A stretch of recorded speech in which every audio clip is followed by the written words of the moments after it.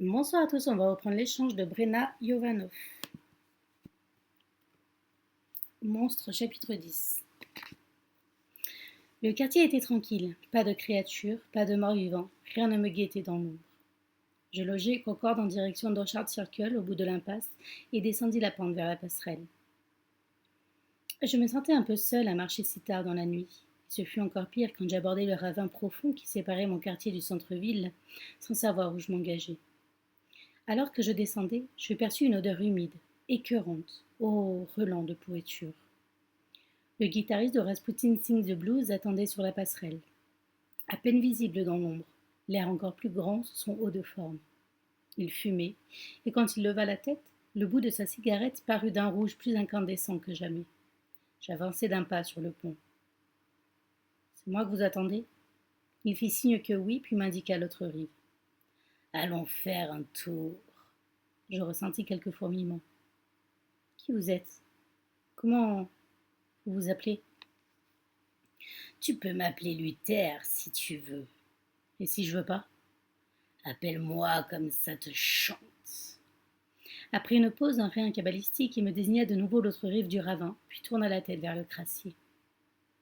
Où est-ce qu'on va ? Dans la fosse, évidemment. Son intonation me donna la chair de poule. Il fallait être fou pour vouloir descendre dans cette fosse de mort. Il fallait avoir perdu la tête. Je savais que je devais refuser à tout prix m'en aller. Pourtant, ce serait une erreur. J'avais toutes les raisons de la terre de tourner les talons, de remonter le chemin, de courir droit vers la maison et de m'y enfermer à double tour.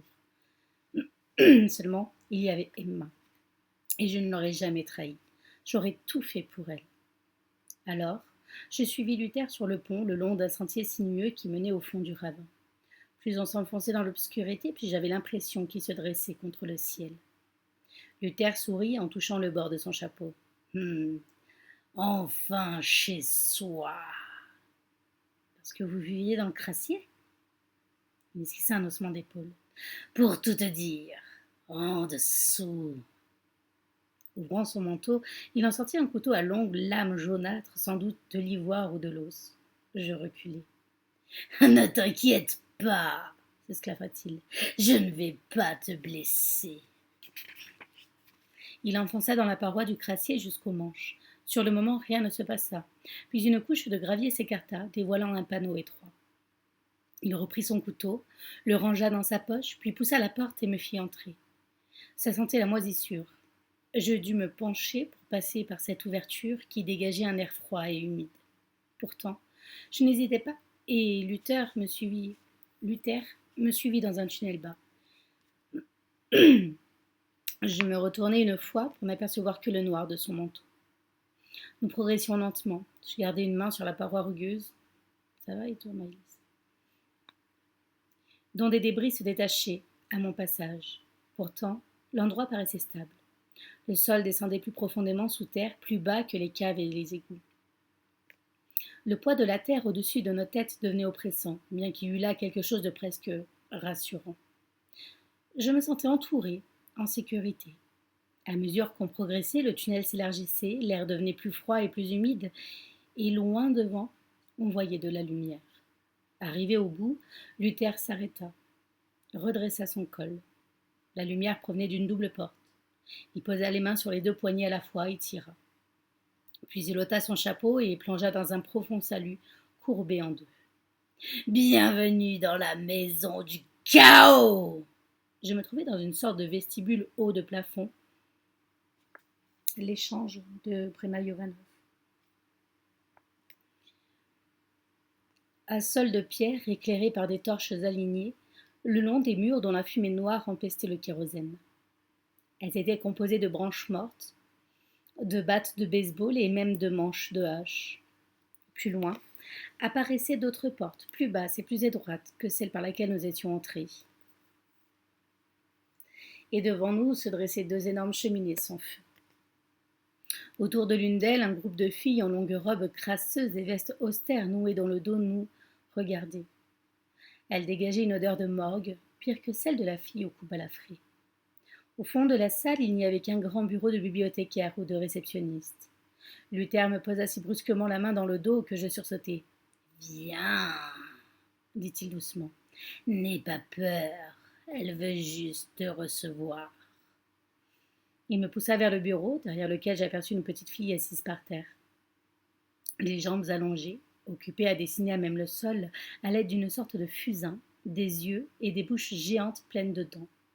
Sa longue robe blanche semblait coupée dans la gaze chirurgicale brûlée en plusieurs endroits. Luther se pencha sur le bureau, agita une petite cloche en cuivre.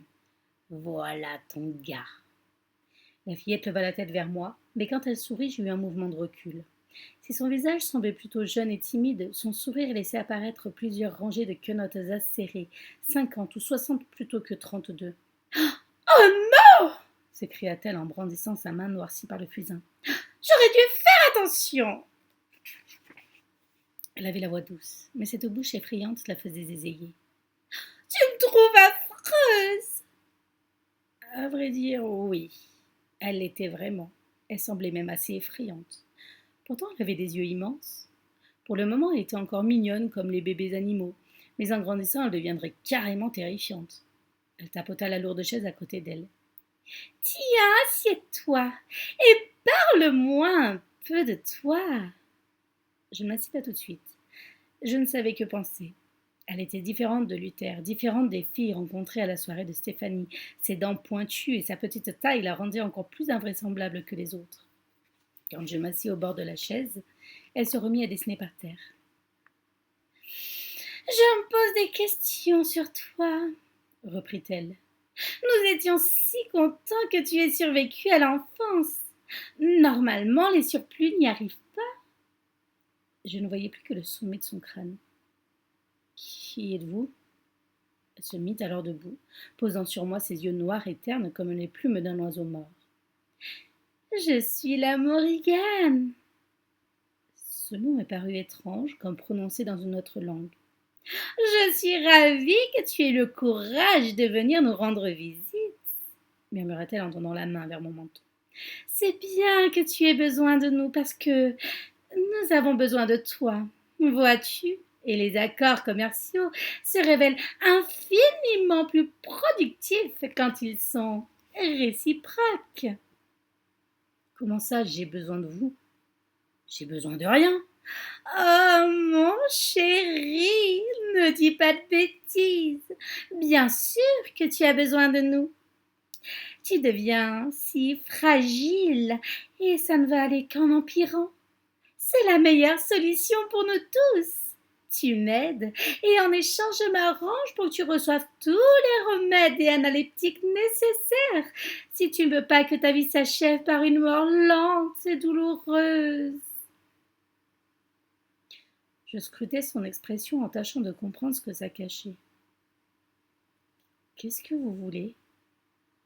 Je n'avais pu réprimer un tremblement dans ma voix. N'aie pas peur, je ne vais pas te demander de faire des choses qui te répugnent. Elle se détourna, s'agenouilla de nouveau sur le sol, tira sur ses cheveux. Ce n'est peut-être pas la musique qui attire les plus grandes ferveurs, mais c'est joli et ça conviendra. Nous tentons continuellement d'apporter un sang nouveau à nos concerts. Qu'est-ce que j'ai à voir là-dedans? Je suis rien du tout.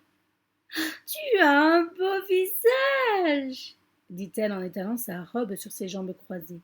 Tu as un corps intact dont l'intégrité revêt d'une immense importance pour moi. Si tu es d'accord, je vais t'envoyer sur scène parmi mes plus brillants musiciens pour vous présenter aux citoyens de cette ville et en recueillir l'admiration. Chaque fois qu'elle s'arrachait un cheveu, elle le déposait près de ses dessins, comme si elle entamait une collection. Vous voulez dire les Raspoutines? Quand? Demain, dans ce remarquable lieu qu'est le Starlight. Et je viens d'assister à leur spectacle. Ils ont joué hier soir. Nous traversons une mauvaise période. Ne me dis pas que tu n'as pas capté les signes. En hochant la tête, je repensais au balcon et aux bordures des toits pleins de rouille de Starlight. Le public s'éloigne de nous.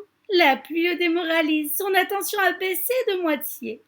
Il nous faut toute l'adulation possible. Si la saison est trop mauvaise, je les enverrai jouer tous les soirs jusqu'à ce que le pire soit passé. Mais qu'est-ce que vous voulez que je fasse? La Morrigan sourit. Nous y voilà! Ta sœur travaille beaucoup, comme tu le sais sûrement. Elle a fait appel à nous en ton nom pour nous demander des médicaments et des soins que nous nous sommes empressés de lui fournir.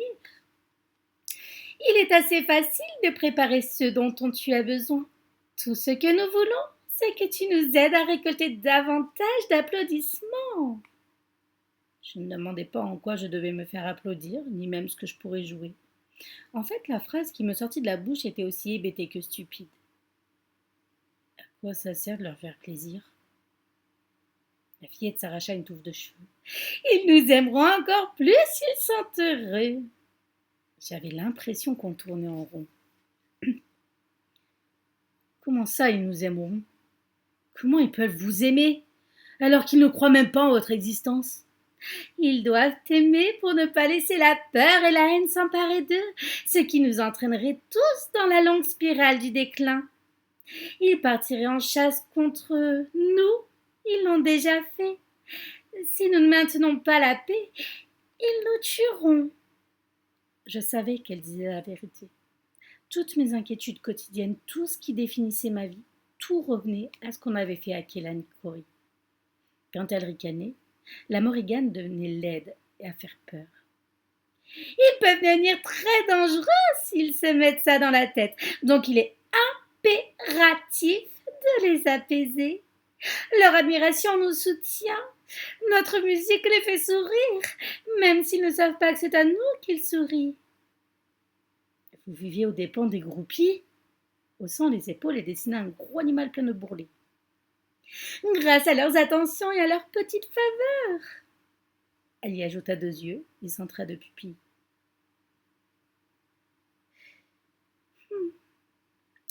Ce n'est pas la seule forme de tribu que nous en tirons, mais c'en est une bonne. Si ce n'est pas la seule forme, quelles sont les autres? J'ai une sœur qui croit autre chose. Elle avait répondu d'un ton dégagé, mais détourna la tête et sa voix semblait soudain très haut perché. Ce qui ne l'empêche pas d'être une belle salope. Pas très gentil de dire ça de sa sœur. Pas très gentil non plus d'enlever des enfants. Ça met la ville en émoi. Lâchant son fusain, elle rampa vers le bureau pour jeter un coup d'œil sur le portail d'entrée. D'autant que ça nous oblige à abandonner nos propres bébés pour remplacer les leurs. Les 2 filles de la soirée de Stéphanie venaient d'entrer. Elles aussi avaient donc longé le tunnel menant au crassier. Celle à la gorge coupée s'adossa au panneau pendant que la petite princesse rose la contournait en agitant sa baguette. La Morrigan se leva, tendit le doigt vers la mort vivante. Elle, là-bas, sa famille savait qui elle était. Ils l'ont amenée jusqu'au fossé de Heath Road et lui ont tranché la gorge avec une faucille. Pendant une seconde, mes poumons cessèrent de fonctionner. La fille était abominable, mais son histoire l'était encore plus. Terrible, n'est-ce pas? Insista la Morrigan en me tapotant la main. Elle était très jeune, encore bébé. La fille restait devant la double porte, haute silhouette ravagée passant les doigts sur la plaie de sa gorge. Quand elle m'aperçut, elle sourit. Je détournai les yeux, revint vers la Morrigan. Alors, comment elle a pu mourir quand elle était bébé? Enfin, je veux dire, c'est même plus une petite fille. Elle a grandi. Oui, pourquoi? Parce que les gens sont morts, ils ne vieillissent pas. Elle eut un geste de mépris. Oh, c'est idiot! Comment pourrais-je entretenir ma maison si je devais passer mon temps à surveiller des nourrissons incapables de se conduire tout seuls? Elle sourit très contente d'elle-même.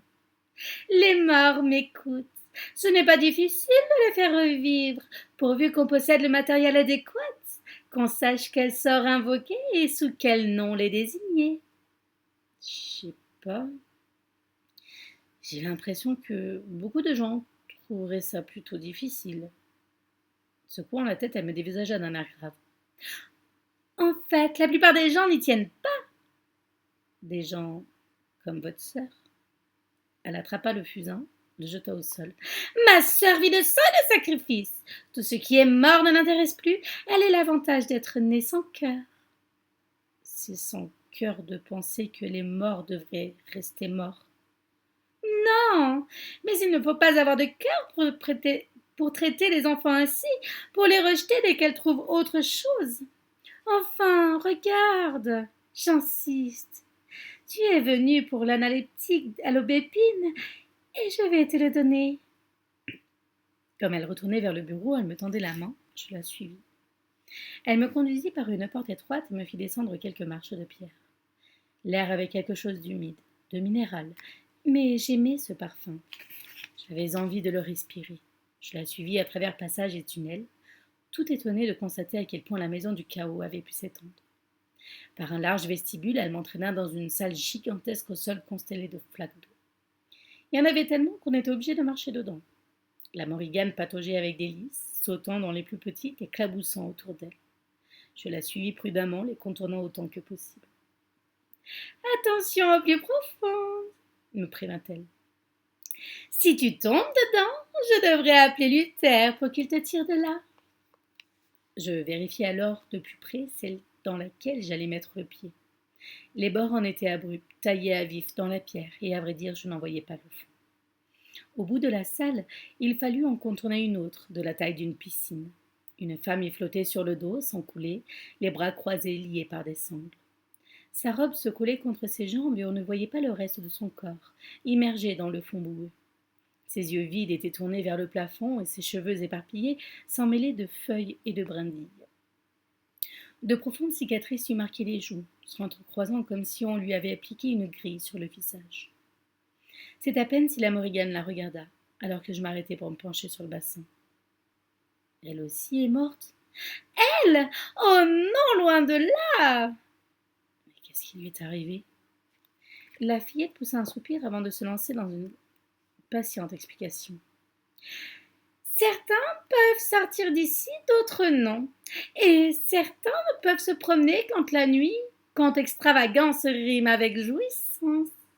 D'autres s'éloigner jusqu'à ce que la malchance ou un accident le leur interdise un jour. Elle glissa un bras sous le mien. C'est l'homme de ma sœur qui lui a fait ça, le Cooper. Il s'est amusé à lui lier des fils de fer sur le visage, et si c'est douloureux, qu'on doit maintenant attacher les bras de cette malheureuse pour qu'elle ne s'arrache pas la peau. À mes pieds, la femme ouvrit la bouche mais n'émit aucun son.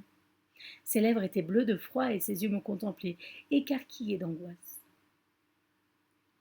Je me tournai vers la Morrigan. Mais pourquoi? À quoi ça sert de faire tant de mal à quelqu'un? À rien! Il ne s'agit pas que ça serve à quelque chose. Ma sœur adore punir des innocents pour nos propres fautes. Je l'avais mécontentée, alors elle s'est prise à quelqu'un d'autre. Alors je n'avais pas l'intention de causer du chagrin. Ne ressasse pas ces horreurs. Viens, nous allons te trouver un remède qui te convienne. Je ne pus m'empêcher de jeter un coup d'œil derrière moi. La femme flottait toujours, les yeux au plafond, l'eau effleurant ses joues saccagées. Ce n'est pas toujours si vilain, observa la Morrigan. Ma sœur n'est cruelle qu'envers ceux qui l'ont énervée. Elle veut tester à qui l'on a affaire, mais si tu ne te mets pas en travers de son chemin, tu n'as rien à craindre. On passa à une autre porte, redescendit quelques marches dans une petite pièce au bout d'un corridor. Je m'arrêtai sur le seuil, intriguée par toutes ces armoires vitrées, ce comptoir de marbre qui courait le long du mur, surmonté d'étagères et de placards, parcouru de tuyaux et chargé de tubes à essai de toute taille. Janice, l'amie d'Emma, était assise devant sur un petit coussin. Elle manipulait les racines et les feuilles. Un chignon sévère au sommet de son crâne avait remplacé sa masse de cheveux rebelles, à croire qu'elles étaient inspirées de la coiffure nocturne d'Emma. Mais ce qui donnait à ma sœur un air aimable et doux provoquait exactement l'opposé chez Janice, dégageant son visage aux pommettes hautes et à la mâchoire délicate. Merci pour le partage. Elle était d'une beauté renversante, quasi invraisemblable dans le monde réel, trop parfaite pour ne pas en devenir menaçante. Au point qu'on aurait plutôt été tenté de la détruire. Elle tenait une jambe curieusement calée derrière elle, son pied nu barbotant au beau milieu d'une flaque. « Mais, salut l'affreux, Pas si affreux, lança-t-elle sans lever la tête. Tu viens me réclamer d'autres constituants, d'autres analeptiques. La Morrigan la rejoignit en sautant parmi les flaques, lui passa un bras autour du cou. Il prendrait bien notre verre d'aubépine, juste une goutte pour commencer. S'il réussit bien demain soir, nous tâcherons de lui en donner davantage. Janice se leva pour aller ouvrir un placard. Elle portait une sorte de bloomer et un corsage boutonné sur le devant, avec de la dentelle autour du cou et des manches, ressemblant à un sous-vêtement démodé. Elle ouvrit un armoire vitré, fouilla parmi les flacons. Elle trouva celui qu'elle cherchait et le déposa sur le comptoir. Très concentrée, elle lécha une étiquette qu'elle colla, tira un stylo de son chignon et y traça une sorte de 3 fluctuant. Un petit verre, répéta-t-elle en déposant le flacon dans ma main. Ça ne fera pas beaucoup d'effet, mais ça devrait suffire pour t'aider à tenir jusqu'à ce que tu aies gagné ta participation. Derrière elle, la Morrigan se faufila vers la table de travail et tendit le bras en direction d'une pile de boutures. Janice fit volte-face pour lui taper sur la main. Vilaine! La fillette recula, l'air contrit. Janice fouilla parmi les tiges et les feuilles, en sortit une petite fleur jaune qu'elle vint lui planter derrière l'oreille. La Morrigan caressa la feuille en souriant. Elle est très gentille, notre Janice, tu ne trouves pas? C'est pour ça que les mortes et les musiciens ont l'air contents, lui demandai-je en brandissant le flacon. Elle appuya la tête sur mon bras. Elle avait la joue chaude. Décidément, vous formez des groupes très différents, à chacun sa façon de vivre. Les filles bleues sont plutôt vigoureuses. Ah, pardon. Décidément, vous formez des groupes très différents, à chacun sa façon de survivre. Les filles bleues sont plutôt vigoureuses. On ne peut pas vraiment les détruire parce que par la découpe et par le feu. Pour prospérer, mes musiciens n'ont besoin que d'adulation, alors que ma chère sœur vit dans de sanglants sacrifices sur la personne de malheureuses créatures comme Malcolm Doyle.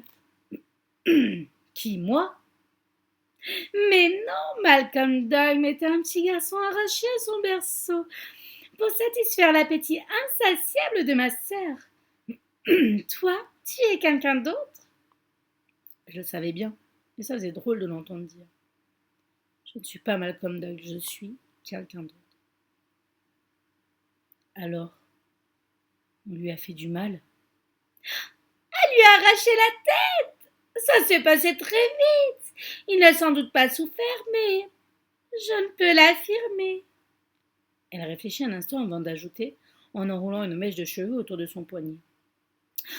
À vrai dire, j'imagine que ça a quand même dû faire mal. Si je comprends bien, elle se nourrit sur la population. C'est un meurtre. Oh non, non, non, non, non, non, non. Pas un meurtre, un sacrifice. Et ce n'est pas cher payé. On peut difficilement parler d'épreuve alors qu'elle ne se produit que tous les 7.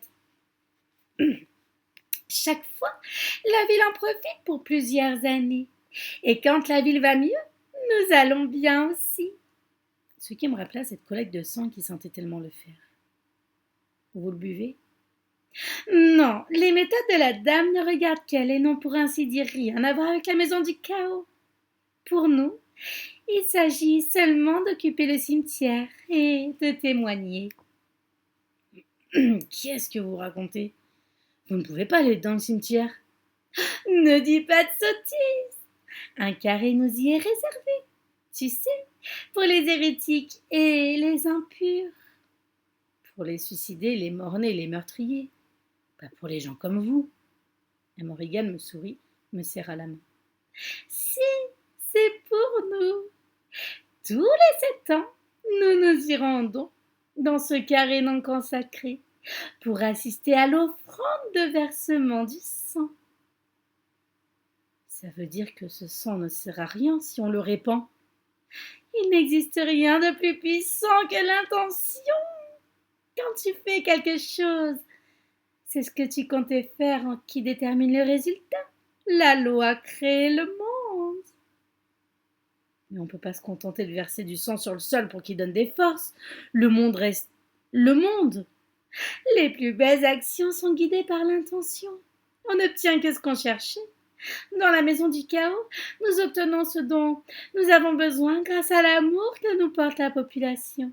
C'est pourquoi nous avons besoin d'être charmants. Comme toi, tu vois. Je pensais à Alice qui n'occupait le sommet de l'échelle sociale que grâce à la parfaite symétrie de son visage. Elle était si belle que tout le monde avait envie de la satisfaire. Les bras croisés, la Morrigan se balançait. Tout d'un coup, elle s'appuya sur moi, posant de nouveau la joue sur mon bras. Nous aimons cette ville autant que nous le pouvons, et ses habitants nous aiment, même s'ils n'en ont pas vraiment conscience. Mais ce n'est pas suffisant pour ma sœur. Il lui faut des sacrifices. Jouant avec la fleur derrière son oreille, elle ajouta d'un ton grave et mélodieux. Elle leur prend leur joli bébé et en échange leur laisse notre progéniture malade. Ce sont eux qui meurent, bien sûr, presque toujours. Il nous est quasi impossible de survivre à l'extérieur de la colline. Alors tu vois, nous nous sacrifions nous aussi, mais nous y gagnons en échange, puisque nous abandonnons nos petits malades, ceux qui ne sont de toute façon destinés à mourir, sauf... Sauf quoi? Elle posa ses mains tièdes sur les miennes, me sourit de ses innombrables dents acérées. Sauf que toi, tu n'es pas mort, n'est-ce pas merveilleux? Je ne répondis pas, trop plongée dans mes souvenirs les plus dérangeants, cette silhouette noire, le store, ce que cela signifiait d'être abandonné quelque part sans qu'on vous retrouve jamais. La Morrigan entrelaça ses doigts avec les miens, les serra. Je surpris alors son sourire horrible et crispé, comme si elle prenait conscience d'être face à un vide atroce. À moi. Elle me contemplait de ses immenses yeux noirs et, pris de pitié, je lui souris à mon tour. Elle semblait si triste. Promets, dit-elle en m'entraînant vers la porte. Promets de travailler pour moi, de jouer une musique magnifique. Et en échange, je m'assurerai que tu ne manques de rien. Promets de rester à l'abri, de ne jamais tomber entre les griffes de ma sœur. Et en échange, nous cesserons de tourmenter la tienne. C'est promis. Pas besoin de me forcer pour répondre, puisqu'Emma était la personne la plus importante de ma vie, et aussi parce que ça faisait du bien de pouvoir respirer. Amour humain, chapitre 11. En quittant le crassier, je retrouvais l'atmosphère moite et poisseuse de l'automne, avec cette pluie qui n'arrêtait pas de tomber. J'escaladais la pente du ravin, traversais la passerelle, remontais Orchard Circle en direction de la maison. Dans Concord Street, les lampes des perrons formaient une ligne à peu près droite d'un carrefour à l'autre. Arrivé chez moi, je grimpai au premier, m'arrêtai sur la dernière marche et m'appuyai à la rampe, le temps de faire bonne figure avant d'entrer dans la chambre d'Emma.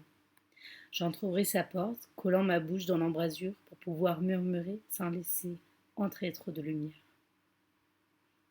Emma, j'entendis un soupir, un mouvement sous les couvertures. Oui. Soulagée, je respirai, entrai et fermai doucement derrière moi. Seul passait encore le ray de lumière sous la porte. Je m'étendis à même le sol à côté du lit, regardant les ombres au plafond. Elle ne dit rien. Elle attendait que je parle. J'ai rencontré des gens ce soir. Elle se retourna en silence, poussa un profond soupir. Quels gens? Des morts vivants. Des qui puaient, qui empestaient, qui moisissaient de l'intérieur. Des qui vous souriaient avec trop de dents trop pointues, des crasseux et empoussiérés par l'atmosphère des mines abandonnées. Mais la vérité allait bien au-delà.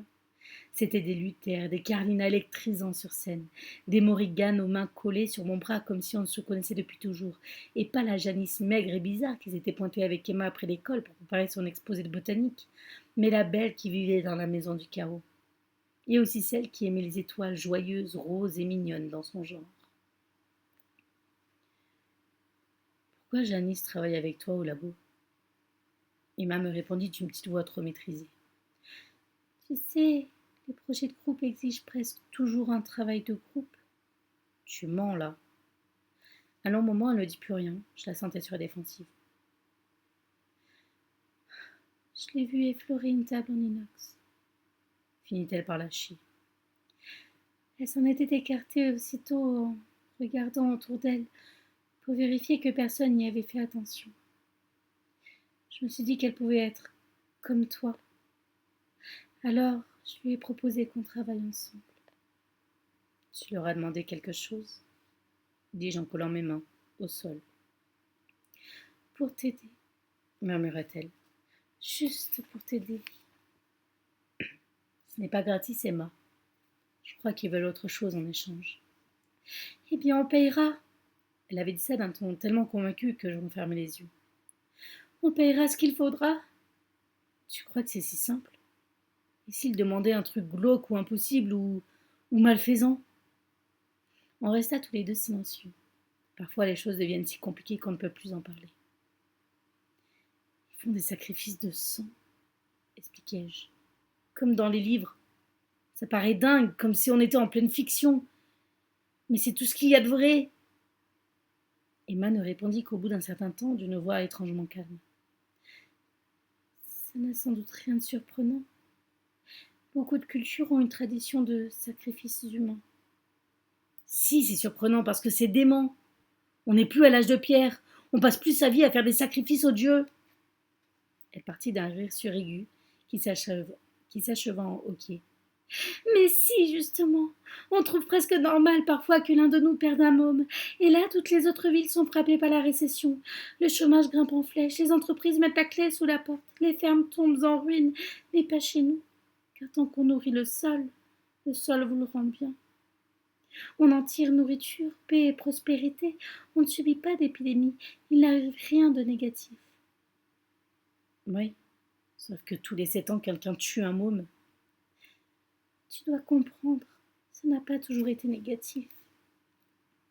Donc un petit gamin se fait massacrer, mais c'est cool. De nouveau, Emma parut retenir son souffle. Elle répliqua d'un ton très calme. Je dirais que c'est compliqué. Ça n'a pas toujours été un enfant. Certaines tribus germaniques croyaient qu'en se portant volontaire pour un sacrifice, on accomplissait un acte magique. Comme une métamorphose. L'un des anciens textes druidiques du livre de Beverly raconte comment on entrait dans une grotte pour y être dévoré par une déesse. On en ressortait sous la forme du plus grand poète de tous les temps. On pénétrait dans l'ombre et s'y réincarnait. Je plissais tellement les paupières que j'en voyais des étoiles. Explique-moi comment on devient poète après s'être fait dévorer. Ne sois donc pas si terre à terre. Tu sais très bien que c'est une métaphore. Elle se retourna et j'eus l'impression qu'elle parlait au mur. Les rites de prospérité fonctionnent sur la base de l'échange. Le prix à payer est une façon de prouver qu'on est sérieux, qu'on est prêt à donner quelque chose en échange d'une faveur. Ça me semblait tout de même plus compliqué qu'un simple troc. Elle ne racontait pas seulement ce qui en coûtait de nourrir la dame ou de détourner les yeux quand des enfants disparaissaient de leur berceau. Je sortais bien de quelque part. J'aurais pu mener une vie affreuse dans un monde de tunnels, d'eau boueuse, de filles mortes avec une petite princesse tatouée pour veiller sur nous. C'était ma destinée. Au lieu de quoi, je n'étais qu'un étranger dans une maison étrange, trop éclairée. Celle-là aussi avait un prix. Ça a été dur pour toi, acheva Emma. Tout le temps. Qu'est-ce que ça m'a fait, à ton avis, que tout risque de t'empoisonner, de te blesser, et que je ne puisse rien, et qu'il faille garder le secret? Tout le monde demande toujours pourquoi on se ressemble si peu. Ils veulent tous savoir pourquoi c'est toi le plus délicat, comme si c'était ma faute si mon frère était plus beau. Normalement, c'est la fille qui doit être jolie. Mais tu es jolie. Je savais qu'en disant ça à haute voix, je le confirmais. Au-dessus de moi retentit le rire d'Emma, comme si je venais de dire que je rêvais de devenir un grille-pain ou une girafe. Je me relevai, allumai la lampe de chevet. Ma sœur cligna des yeux. Quoi? Qu'est-ce qu'il y a? Je m'assis au bord du lit en essayant de faire une idée de ce que les autres voyaient. Arrête, dit-elle. Qu'est-ce que tu fais? Je te regarde. Elle avait un doux visage, plus large et plus plat que le mien, les cheveux bruns un peu décolorés qui retombaient souplement sur son pyjama imprimé de Marguerite, les joues roses et brillantes. Elle s'assit en tenant à deux mains ses couvertures. Autour de nous, les étagères montaient presque jusqu'au plafond. Des livres de chimie et de physique, de botanique aussi, bien sûr, mais également de mythologie, d'histoire et toutes sortes de contes de fées. Elle lisait des revues spécialisées et commandait tout sur Internet, accumulant essais et critiques littéraires. Sa chambre avait toute une bibliothèque privée consacrée à la recherche de réponses à mes problèmes, à me décrypter, à me sauver. Une autre raison de la trouver belle. Elle regardait au plafond. Ils échangent leurs enfants malades contre des bébés en bonne santé. J'ai hoché la tête. Évitant mon regard, elle croisa les bras. Parfois, si sa nouvelle mère l'aime et s'en occupe, le bébé malade va mieux. Il grandit, acquiert une bonne santé et devient normal. Parfois, du moins si sa mère l'aime assez pour ça, il devient beau. Je le savais déjà, mais elle le disait d'un ton tellement triste que j'avais l'impression d'y capter un autre message. Peut-être pensait-elle que grâce à l'amour de sa mère, elle aurait pu, le cas échéant, ressembler à un top modèle et non à la fille que je connaissais depuis toujours.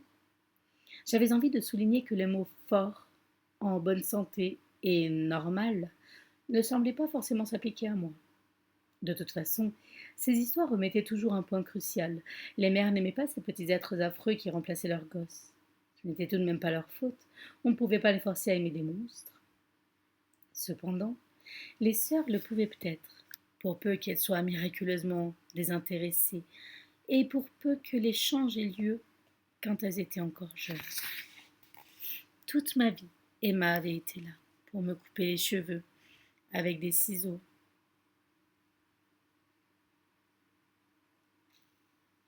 de gamin en aluminium, afin de m'éviter le coiffeur du coin, ces comptoirs en métal de ces cisailles en inox.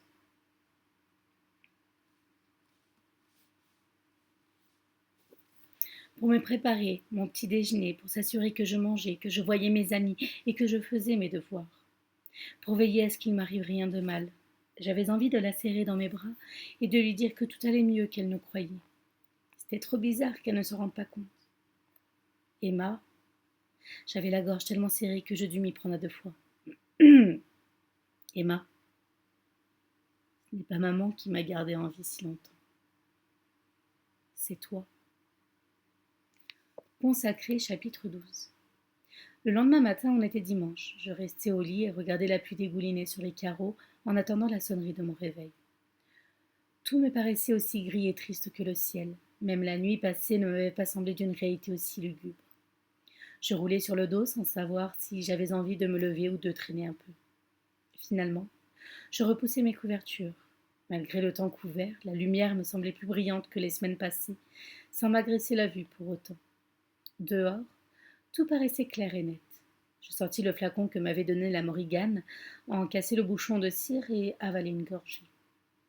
Aussitôt, je me sentis bien, et mon reflet dans la glace me parut extraordinairement normal.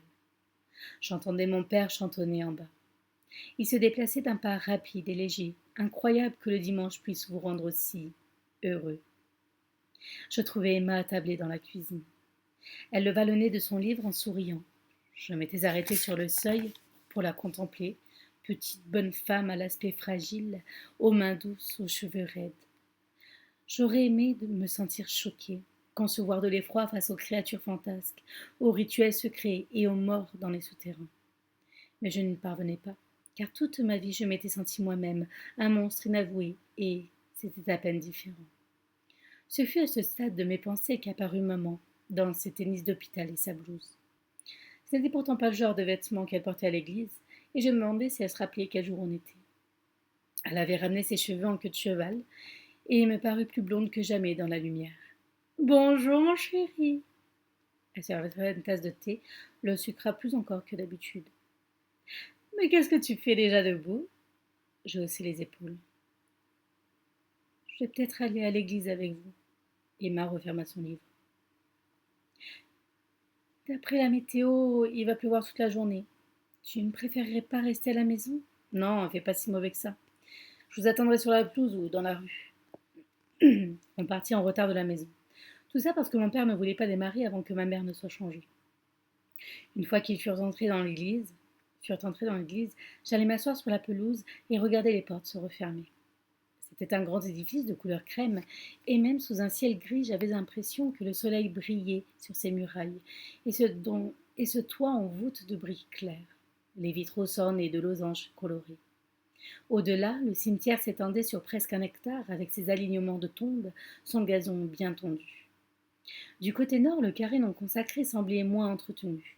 Les pierres tombales, penchées autour d'un haut mausolée de marbre blanc surmonté d'une crypte ouverte, paraissaient sales et vieilles. Les noms, quand ils figuraient, étaient à moitié effacés. J'ignorais l'âge de ce mausolée, mais c'était l'une des bâtisses les plus anciennes du cimetière, à croire que tout le reste avait été construit autour. Les nuages étaient bas, je levai la tête et pris l'appui sur le visage. Dans le parc, de l'autre côté de la rue, les arbres avaient depuis longtemps viré aux couleurs d'automne. Ils tiraient sur le brun. Je m'étendis dans l'herbe humide, sentis le sol froid sous mon blouson, fermai les paupières en tâchant d'oublier la bruine et la silhouette de l'église. C'était là que ma vie s'éloignait de plus de celle des autres. Ma mère, mon père et ma sœur disparaissaient derrière le portail tous les dimanches, et moi, je restais dehors. Peu importait combien de coloriages bibliques j'avais remplis ou à quel point mon père s'efforçait d'entretenir une atmosphère normale à la maison. En attendant, ma famille se trouvait sous ce clocher, à l'intérieur de cette église où je ne pouvais mettre les pieds. Mais peut-être que les choses allaient changer. Difficile de ne pas me rendre compte à quel point je me sentais bien différent de ce que j'avais été jusque-là. Bonjour, lança une voix au-dessus de moi, une voix âpre que je ne connaissais que trop. En ouvrant les yeux, j'aperçus Carlina Carlyle dans ses vieilles bottes et son long manteau. Elle portait un drôle de bonnet de pilote attaché sous le menton et avait exactement la même allure que sur scène.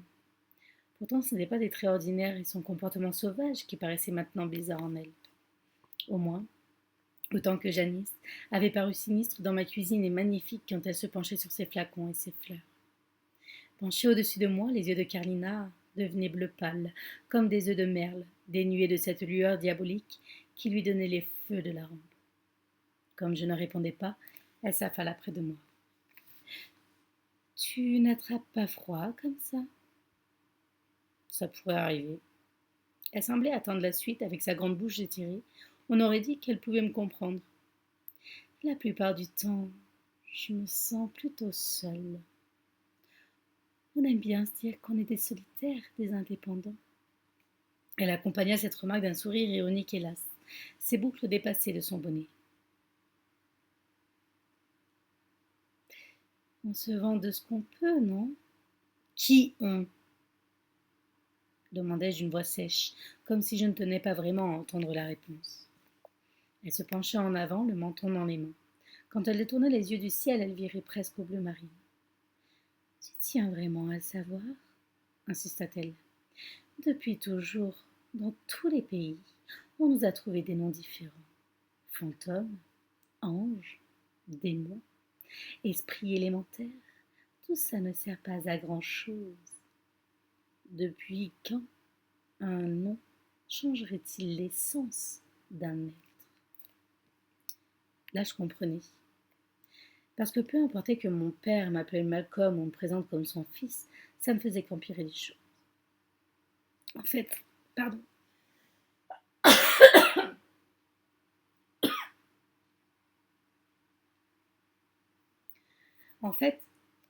quand il l'avait dit une fois, il semblait vouloir systématiquement le répéter, au point que ça finissait par en perdre toute sa valeur. « Est-ce que Dieu ne nous aime pas ?» demandai-je les yeux fixés au sol. Carlina ne répondit pas tout de suite.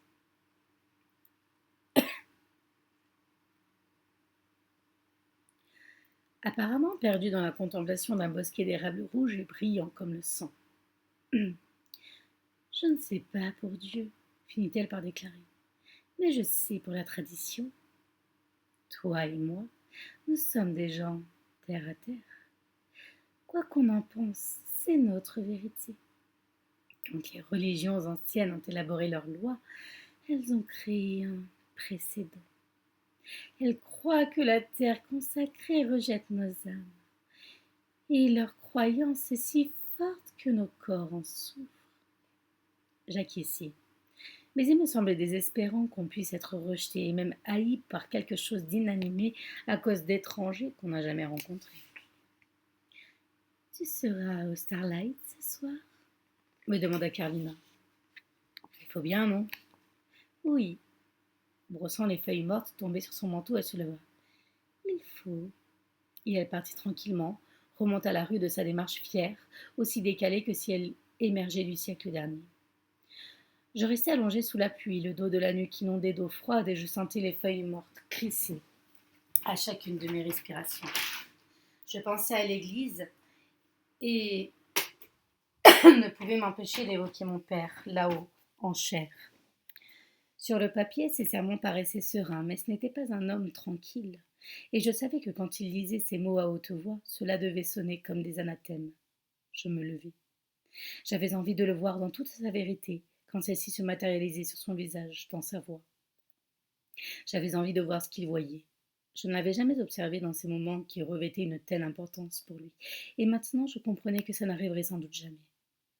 Je traversai la pelouse pour me retrouver dans l'enceinte consacrée avant même d'en avoir pris conscience. Aussitôt revint la violente douleur. Mes joues et mon front se mirent à brûler, et je reculai vivement. J'aurais tellement aimé que ce sol produise un autre effet sur moi, qu'il corresponde à ma réalité, mais l'église ne fléchissait pas. Rien ne changerait.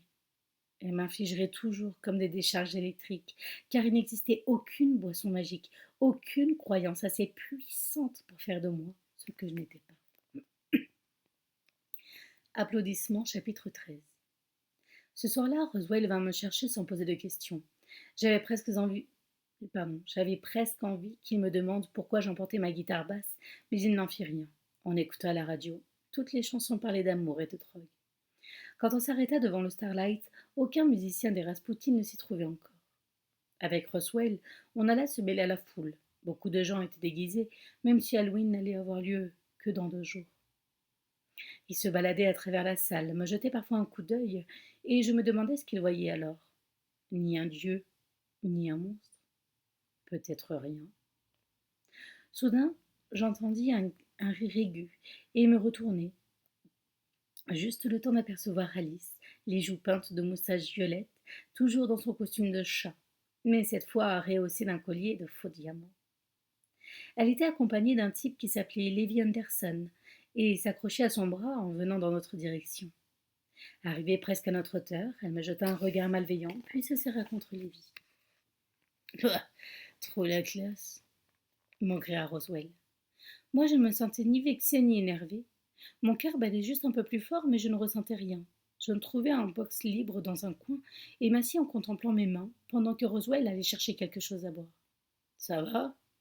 Dit-il en revenant se glisser en face de moi, armé de soda. Parce que t'as une tête à faire peur. Je gardais les yeux baissés je gardais les yeux baissés vers la table. Il y avait des trous de cigarettes sur toute la surface. Qu'est-ce qui va pas? Insista-t-il. Tu penses jamais au secret de Gentry, à ces trucs immondes, à ce qui arrive à ces mômes quand ils meurent? Il me dévisagea un long moment avant de répondre, tournant son gobelet dans sa main pour en faire fondre la glace et pétiller la surface. Bah, je crois que les gens sont compliqués et que le monde a ses petits secrets. Je me demandais pourquoi il ne cherchait pas à approfondir le sujet. J'aurais voulu qu'il me fasse dire des choses impossibles à exprimer sans y être contraint. S'il m'avait posé la bonne question, il aurait bien fallu que je lui réponde, mais il ne dit rien. Au bout de la piste de danse, Carlina Carlyle se tenait à côté de la table d'harmonie. Quand elle m'aperçut, elle ouvrit de grands yeux et me fit signe de venir. Elle avait de nouveau les cheveux noués sur la tête. Je la trouvais à la fois étrange et fantastique, surprenante et normale. Je me levai, pris ma guitare. Il faut que j'y aille, ai-je dit à Roswell. Où ça? Travailler? Jouer pour eux? Je suis là-dedans maintenant, et je crois pas que je pourrai en sortir. Je sais pas quoi faire. Il se contenta de hausser les épaules, désigna la scène. Bah allez, vas-y, mais ils en ont plein les oreilles. Carlina me conduisit par un corridor étroit dans une minuscule loge qui tenait plutôt du placard à balai, avec sa commode miteuse, une chaise et rien d'autre. Tout ça sentait la poussière. Debout, au milieu de la pièce, j'avais le cœur qui battait. C'est tout ce que vous espérez pour survivre? Je veux dire, faut pas que je fasse quelque chose de spécial pour la musique. Carlina fouilla dans la commode, elle ferma un tiroir et se tourna vers moi. C'est la vie. J'entre et oublie souvent notre présence, mais se souvient qu'elle aime la bonne musique. Tout le monde aime la bonne musique. Elle me lança un paquet de vêtements. Tiens, mets ça. Je choisis un pantalon de laine noire, une chemise blanche, des chaussures noires étincelantes et des bretelles. N'empêche que ça ne faisait pas de moi son vrai bassiste. Je restais le même mec placide et maigre de 16 ans, et j'avais plutôt l'impression d'aller passer un oral à l'école. Dépêche-toi, soupira-t-elle. Enfile ça. Je me déshabillai, passai le pantalon, boutonnai la chemise, essayai de fixer les bretelles de mes mains tremblantes. Là, dit Carlina en fermant la boucle. Essaie de te détendre. Elle m'a fit asseoir devant la commode, saisit un peigne et entreprit de me coiffer les cheveux en arrière, les fixant avec une espèce de gomina qui sentait la menthe, le miel et la cire. Ses mains laissaient un sillage de fraîcheur sur mon front. Je me penchai pour tâcher de me voir dans la glace. Vous voulez me faire ressembler à quelqu'un d'autre? Non, tu restes toi-même, mais pas au point que tout le monde puisse te reconnaître du premier coup, si tu vois ce que je veux dire. Selon la plupart des gens, même Luther ne ressemble pas à Luther, et moi, je ne me ressemble pas. Elle prit un peu de produit dans ses mains et mit une boucle de cheveux qui retomba sur mon front. C'est pas de la magie ni de la bouffonnerie, rien ne change, mais les gens. Pardon. Ce n'est pas de la magie ni de la bouffonnerie, rien ne change, mais les gens ne voient que ce qu'ils veulent voir. Après un dernier coup d'œil sur mes chaussures rutilantes, je revins vers le miroir et je ne me reconnus qu'à moitié. Je m'étais toujours demandé comment ressembler à quelqu'un d'entièrement nouveau quand j'avais les iris brun foncé et le teint normal, mais là, c'était autre chose. Mon image dans la glace a abordé une expression lointaine, comme le reflet de quelqu'un d'autre. Si je voyais ce que j'avais envie de voir, ce que j'avais envie d'être une autre personne. Ce qui n'avait en soi rien de réconfortant, ce que le type en face de moi avait l'air fatigué, misérable. Carlina rangea le peigne, me fit pivoter sur mon siège, prit mon visage entre ses mains et me décocha son étrange sourire triste. Alors, insistai-je, on leur offre juste une espèce de distraction, un nouveau mensonge. Fermant les yeux, elle appuya son front contre le mien. Non, ce qu'on leur offre, c'est la vérité toute nue. Seulement ils ne le savent pas. Quand tu entreras en scène, tu seras toi-même comme jamais, et ça, c'est génial. Ils en auront pour leur argent. Ce qui me rassure pas du tout. Mes mains tremblaient plus que jamais, et j'avais la bouche sèche. J'ai le trac. J'ai l'impression d'être différent, bizarre, de ne servir à rien et que personne ne veut le reconnaître. Je peux pas leur en donner pour leur argent. Même si c'est ton impression, murmura-t-elle, si près que je sentis son souffle sur mon nez. Tu dois y aller et faire ton travail. On entre en scène dans une minute et tu dois leur faire croire que tout ce que tu vas leur montrer correspond à ton moi réel. Parce que parfois, c'est en parvenant à faire croire en soi qu'on survit. L'échange de Brena Jovanov. Moi qui avais passé ma vie entière à guetter la mort, des années à la croire arriver jour après jour, car c'était ma destinée. Entrer en scène, c'était tout autre chose, avec les spots qui vous éblouissaient, vous interdisaient de regarder ailleurs. Je ne pouvais supporter cette idée, mais en même temps, je ne pouvais la rejeter. Pour quelqu'un comme moi, il n'y avait rien de pire que de se donner un spectacle. C'est que j'ai encore jamais joué devant personne. Ils vont t'adorer, souffla-t-elle contre mon front. Tout comme ils nous aiment déjà. Tu veux qu'on te présente comme notre invité spécial? Non, traitez-moi plutôt comme si je faisais partie du groupe. Elle se redressa. C'est le cas. Dès que le rideau se leva, le bruit de la foule m'assourdit. Les feux de la rampe m'aveuglèrent. Au-delà, ce n'était qu'un océan de voix et de longs sifflets stridents. En principe, c'était le batteur et moi qui devions donner le tempo, mais Luther s'avança pour lancer l'introduction comme si elle lui revenait d'office, comme si la chanson lui appartenait. Rapide, cadencée, ce que mes doigts savaient, même si je ne la connaissais ni d'oreille ni de mémoire. Un peu plus tôt, Luther avait ri quand je lui avais demandé de vérifier le programme. Mais maintenant, je comprenais que ça ne servait à rien, car elle jouait selon leur inspiration. Luther me regardait en souriant, comme s'il me défiait de suivre chacun de ses couplets refrains, de faire la course avec lui. J'écoutais ses variations et trouvais le contrepoint, faisant gronder et grincer chaque note, car la chanson parlait de chaos, d'être arrogant et totalement incontrôlable. L'adrénaline me picotait les doigts et filait de mon sang. Voilà ce que ça faisait d'être une star du rock. Pourtant, à la fin de la chanson, la sensation s'effaça et les mains froides et tremblantes, je laissai la guitare suspendue à mon cou. Je me rendis soudain compte que j'étais sur scène devant 200 personnes et que je n'avais qu'une Gibson Résus rouge cerise et les chaussures de quelqu'un d'autre.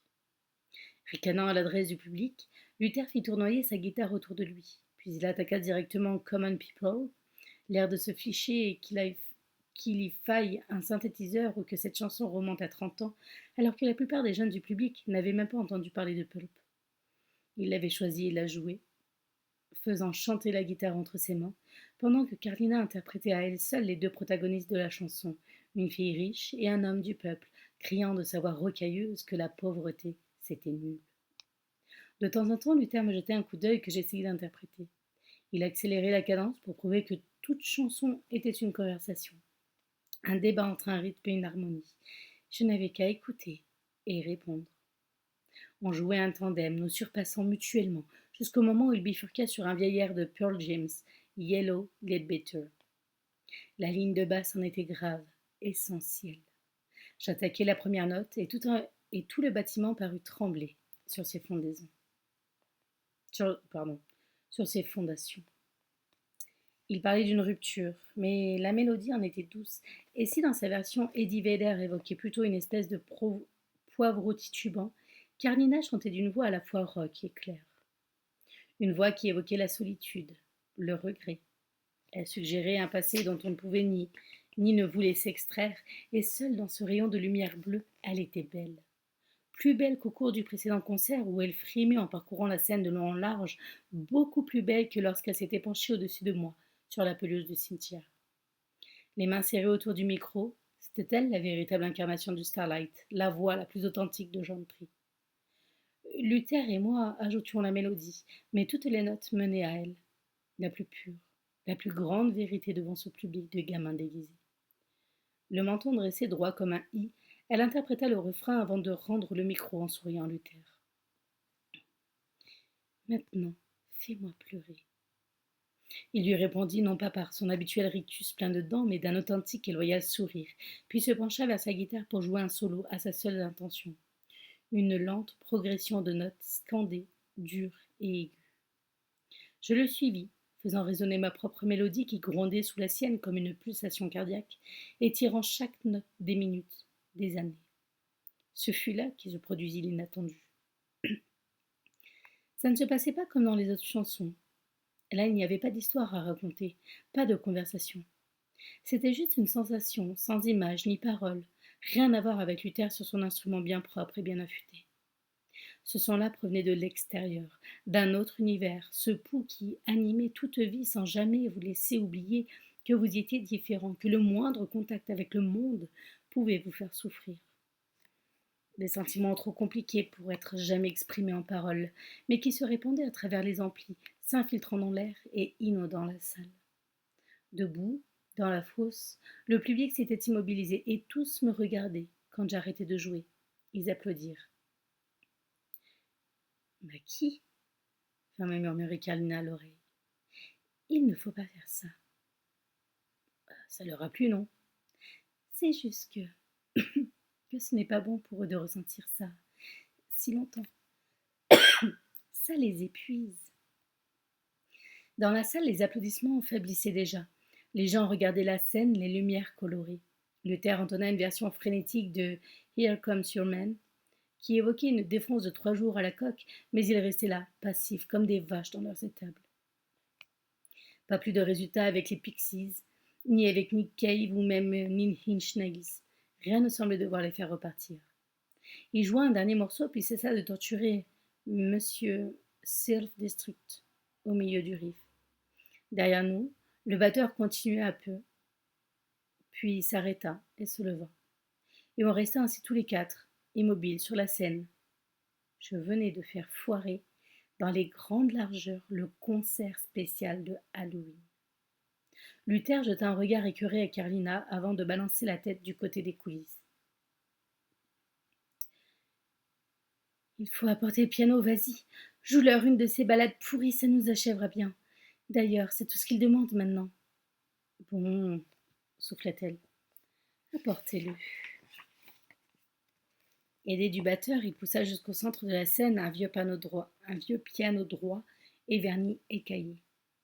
Carlina dénoua ses cheveux, les rassembla sur une épaule et s'installa sur le tabouret, leva les mains sur les touches et plaqua son premier accord. C'était une chanson de Leonard Cohen, je le savais, mais je ne l'avais jamais entendue ainsi, ni amère, ni cynique, brisée. Le piano ne passait pas dans le micro, mais ce n'était pas grave. Les notes grimpaient, vibraient, craquaient. Un silence total régnait dans la salle, alors que Carlina entamait le premier couplet d'une voix douloureuse. Elle cria, sanglota, murmura « Alléluia » sans jamais le chanter. À nos pieds, les gens se cherchaient, s'entraînaient, se tenaient par la main. À l'avant, une fille aux cheveux plus charcutés que coupés, aux piercings trop nombreux, pleurait si fort qu'elle en avait le nez qui coulait. Son maquillage faisait plus peur, mais elle avait la bouche comme celle d'un gamin en larmes. Carlina jouait comme une malade, pourtant sa voix restait sonore, parlait de tromperie et de rejet, racontant comment, quand on aimait quelqu'un, on se retrouvait parfois dépouillé des pieds à la tête. Le cœur à nu, ce qu'il fallait encore se laisser faire sans penser aux douleurs à venir. Moi aussi, je m'accrochais à ma Gibson, trop fort. À la fin de la chanson, j'avais les doigts crispés, poisseux. Alléluia, acheva-t-elle en claquant la dernière note, qu'elle laissa longtemps sonner. Plus rien. Luther et le batteur commençaient à récupérer leur matériel, mais je restais au bord de la scène à contempler la foule. Personne ne portait des vêtements normaux, mais ils semblaient soudain tous illuminés d'une authentique clarté, leur propre version de la chanson. Elle était entrée en eux, et moi je les voyais à mes pieds, à la lumière de leur histoire d'amour et de leur tragédie, jusqu'à ce que Carlina vienne me tirer par le bras pour m'entraîner dans la petite loge. Essoufflée, elle souriait, mais elle était pâle et semblait fatiguée. « Tu t'es bien amusée ?» Je fis oui de la tête en détachant mes bretelles. Je sentais le froid me gagner à mesure que l'excitation me lâchait. Je me débarrassai de la chemise blanche pour reprendre aussitôt mon t-shirt et mon sweat à capuche. Carlina s'était poliment tournée vers la porte pendant l'opération. « On va faire la fête ce soir dans la fosse. Une sorte d'after. Tu devrais venir. » « Non merci, déclinai-je en riant. Je passe. Tu es sûr? Tu nous as jamais vus déchaînés. Ce n'est pas pour rien qu'on l'appelle le chaos, tu sais. » Elle cherchait juste à se montrer gentille, et si je voulais survivre, c'était sûrement de gens comme elle que je devrais me rapprocher. Mais ça ne signifiait pas pour autant que j'adorais la maison de Morrigan, ni aucun endroit où des mortes bavardaient en se cachant derrière leurs mains, ou des femmes mutilées flottaient dans un bassin. Je ne tenais pas spécialement à les voir se déchaîner. Une autre fois peut-être, comme tu voudras, mais ne te sens pas exclu. Notre maison est la tienne. Curieusement, je n'en doutais pas. Une fois rhabillée, je restais devant la glace à observer mon étrange image. C'était magique ce qui vient de se passer, non? Carlina haussa les épaules. Plus ou moins pour autant que la musique est sans doute toujours magique. Il n'existe pas plus de beau langage. Et ça, on sait faire. Vous pourriez même conquérir le monde avec votre talent. Elle se mit à rire avec beaucoup plus de gentillesse et de douceur que je ne l'aurais imaginé de sa part, encore une semaine auparavant. J'entraîne suffit. Je vous remercie à tous pour votre passage. Je vous souhaite une agréable soirée, puis on se retrouve très vite pour la suite. Bisous, bisous.